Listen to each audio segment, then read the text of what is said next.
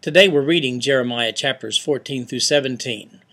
We begin chapter 14 with a drought in Judah. Why a drought? Well, read the chapter and see why the drought. It's important to understand that God brings circumstances upon people who insist on defying God.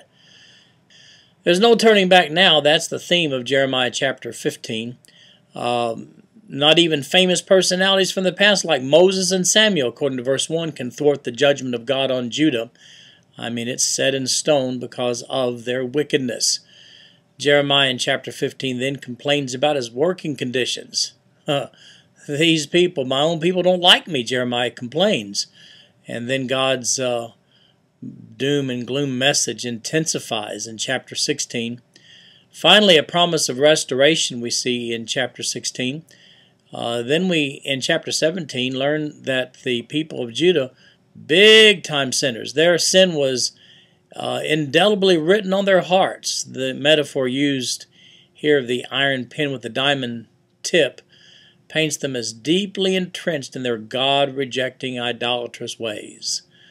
Then Jeremiah pleads with God in chapter 17, verses 14 through 18, says, Lord, I could use some vindication here, because, as I've mentioned on several occasions before, the people in Judah, and especially the leadership in Jerusalem, they did not like Jeremiah, considered him a traitor.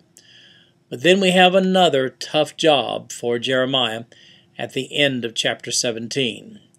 His message is, if you don't listen, fire will devour this place. Well, no wonder they didn't like Jeremiah.